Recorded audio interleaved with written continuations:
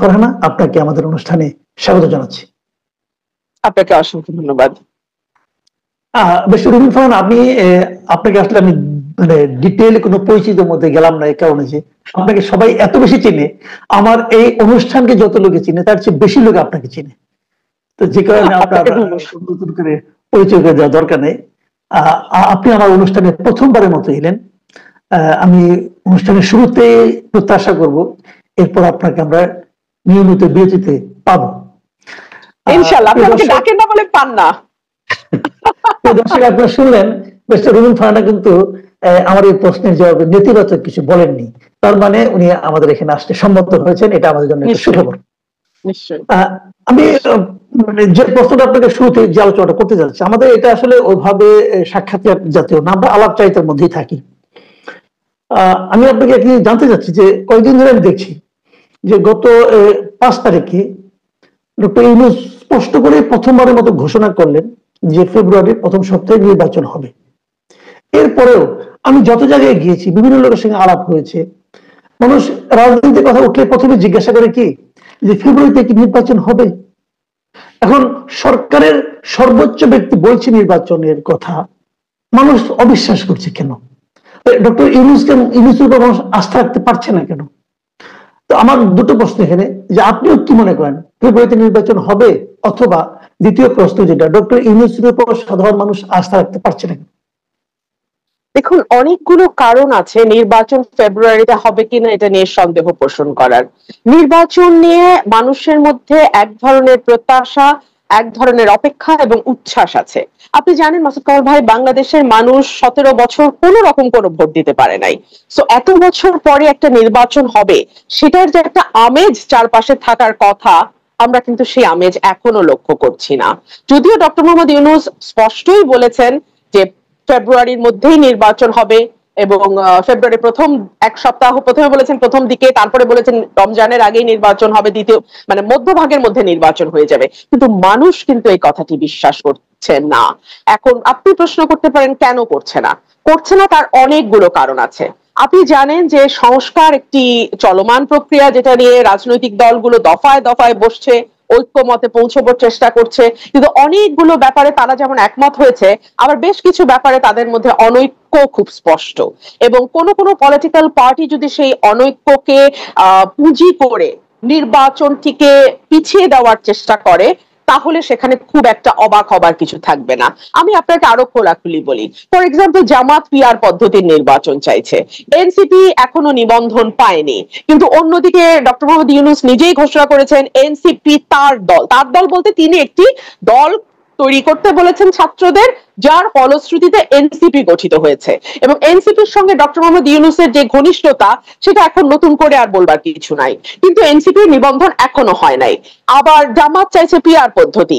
নির্বাচনটি কিভাবে হবে সেটা নিয়েও কিন্তু এখন পর্যন্ত খুব ঐক্যমতে আসা গেছে এটি বলা যাবে না। আপনি যদি গ্রাউন্ড রিয়ালিটির কথা চিন্তা করেন, মাঠের পরিস্থিতির দিকে তাকান, আপনি দেখবেন এমন একটা দিন যায় না যেদিন কোথাও না কোথাও কেউ না কেউ মবের মাধ্যমে কিংবা কোনো না কোনো ভাবে, মানে পলিটিক্যাল হত্যাকাণ্ড কিংবা আইন শৃঙ্খলা পরিস্থিতি, ব্যবসায়ীরা টাকা পয়সার জন্য হত্যাকাণ্ড কোথাও না কোথাও হচ্ছে। অর্থাৎ আইন শৃঙ্খলা পরিস্থিতি যতটুকু স্মুথ হলে একটা নির্বাচন বাংলাদেশে হতে পারে। আমি কখনোই আশা করব না বাংলাদেশের আইন শৃঙ্খলা ইংল্যান্ডের মতো বা ফিনল্যান্ডের মতো বা পশ্চিমের দেশগুলোর মতো হবে, তবে বাংলাদেশের মানে মানদণ্ড অনুযায়ী একটা নির্বাচনের আগে আইন শৃঙ্খলা পরিস্থিতি যেমন হওয়া উচিত তেমন না। আজকে স্বরাষ্ট্র উপদেষ্টা বলেছে যে ঢাকায় মব কিছুটা কমলেও, যদি উনি মব জাস্টিস শব্দটা বলেছেন, এই জাস্টিস শব্দটা নিয়ে আমার ভীষণ আপত্তি আছে, আমি জাস্টিস বলবো না। এই মবের সহিংসতায় ঢাকা কিছুটা কমলেও ঢাকার আশপাশে এবং দেশের অন্যান্য জায়গায় মব কিন্তু চলমান আছে। সো মানুষের মধ্যে যে একটা ভীতি, একটা আশঙ্কা, এগুলো দূর হচ্ছে, এবং নির্বাচন যত এগিয়ে আসতে থাকবে তত কিন্তু আইন শৃঙ্খলা পরিস্থিতি নিয়ন্ত্রণ করা কঠিন হয়ে যাবে। আমি আপনাকে আরেকটা বাস্তবতা বলি। ধরুন জামাত আর এনসিপিকে যদি আমরা একপাশে সরিয়েও রাখি, মোটামুটি 300টা আসনে, প্রতিটি আসনে বিএনপির 5 থেকে 10 জন নেতা আছে যারা নমিনেশন প্রত্যাশী। যেই মুহূর্তে একজনকে নমিনেশন দেয়া হবে, সেই মুহূর্তে 2 জন 3 জন স্বতন্ত্র দাঁড়িয়ে যাবে, বাকিরা এক ধরনের আইন শৃঙ্খলা পরিস্থিতির অবনতি হবার আশঙ্কা সেই জায়গা থেকেও আমরা করছি, সেই জায়গা থেকে তৈরি হতে পারে। তারপরে আওয়ামী লীগ নির্বাচনে আসবে কি আসবে না এটা নিয়ে কিন্তু দুই রকমের মত আপনি দেখবেন দেশে প্রচলিত আছে। মানে একটা গ্রুপ অফ পিপল বলছে যে আওয়ামী লীগ কোনো পলিটিক্যাল পার্টি না, আওয়ামী লীগ হচ্ছে মানে এমন একটা দল যেটাকে আমরা মাফিয়া বা গ্যাংস্টারের মতন একটা মানে গ্রুপ অফ পিপল, যাদের নির্বাচনে আসা না আসায় আসলে কিছু যায় আসে না। কিন্তু আরেকটা মত হচ্ছে যে না, আওয়ামী লীগ পুরাতন রাজনৈতিক দল, আওয়ামী লীগকে ছাড়া যদি আপনি নির্বাচনে যান, that will be the reputation of 14, 18 or 2024। 18টা যদি বাদও রাখি, 14 এবং 24-এর ইলেকশনে রিপিটেশন হবে। সো এতগুলো ভিন্ন ভিন্ন অ্যাসপেক্ট যখন মাঠে ক্রিয়াশীল থাকে, তখন আপনি কিভাবে একটা স্মুথ ইলেকশন আশা করেন?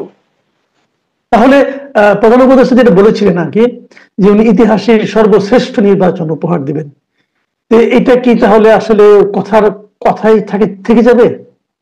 আপনি দেখুন, আমি আজকে লক্ষ্য করছিলাম যে অন্তত পক্ষে সরকারের তরফে 4 জন, আমি যদি ভুল না করি 2 জন উপদেষ্টা এবং 2 জন সরকারের নীতি নির্ধারণী মহলের, তারা বারবার কিরা কসম কেটে বলতেছে ফেব্রুয়ারিতেই নির্বাচন হবে।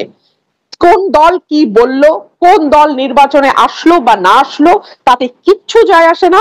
সরকার ফেব্রুয়ারি ঘোষণা করেছে, তো ফেব্রুয়ারিতে নির্বাচন হবে। অর্থাৎ তারা নিজেরাও জানে যে কতটা ভোলেটাইল একটা সিচুয়েশন এখন বাংলাদেশে প্রিভেইল করছে।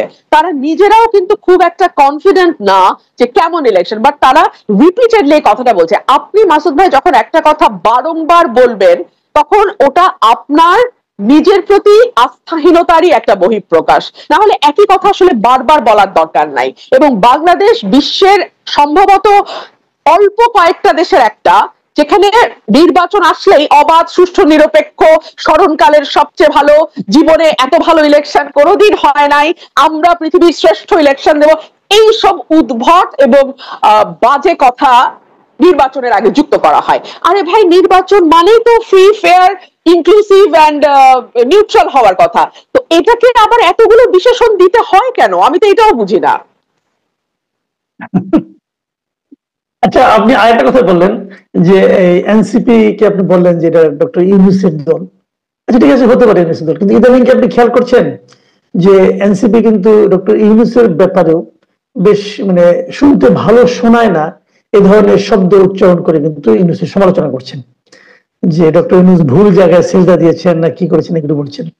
তাহলে নিজের দল তার সৃষ্টিকর্তার বিরুদ্ধে এই ধরনের কথা বলছে, এটাকেই বা আপনি কিভাবে জাস্টিফাই করবেন?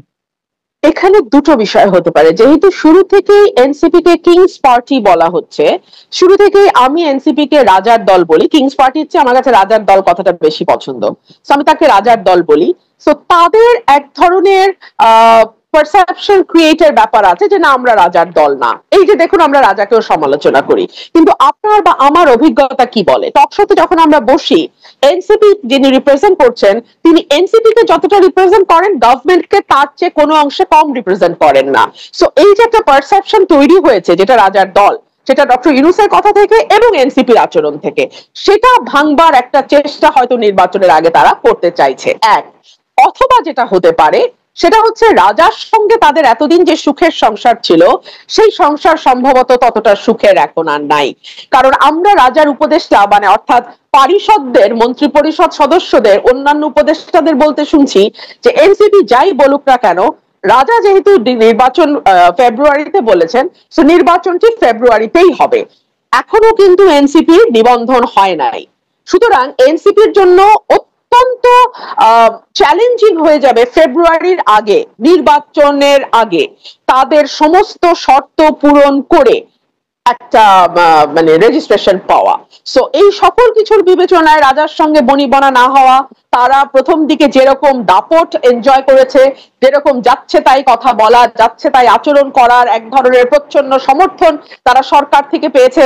না হলে তো উপদেষ্টাদের পিএসরা কোটি কোটি টাকা বানাতে পারতো না, না হলে তো উপদেষ্টাদের পিতারা এলাকায় এলাকায় মব রাজত্ব কায়েম করতে পারতো না। এবং দেখেন আপনি, এই মব রাজত্ব কায়েমের কথা গণমাধ্যমে আসার পরেও এখন পর্যন্ত আমি দোষী নির্দোষ সরিয়ে রাখি, একটা ন্যূনতম ইনভেস্টিগেশনও হয় নাই।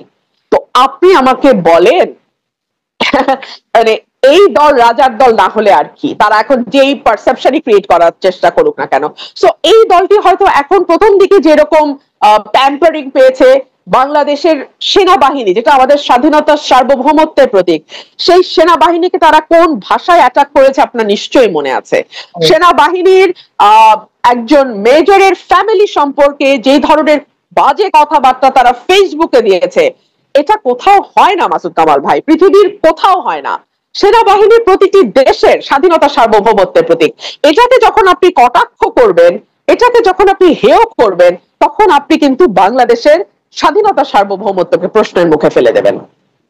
জি, আরেকটা প্রসঙ্গ, এটা খুব রিসেন্টলি হয়েছে, আমি মানে এটা আলোচনা হচ্ছে, আমি সম্ভবত এটি আমাদের শেষ প্রশ্ন, সেটা হলো যে বিভিন্ন দূতাবাস থেকে একটা মানে মৌখিকভাবে নির্দেশ গিয়েছে যে রাষ্ট্রপতির ছবি নামিয়ে ফেলতে হবে, কিন্তু এ ব্যাপারে কোনো প্রজ্ঞাপন হয়নি, মৌখিক নির্দেশ গিয়েছে এবং এটা অনেক জায়গায় পালন করা হচ্ছে।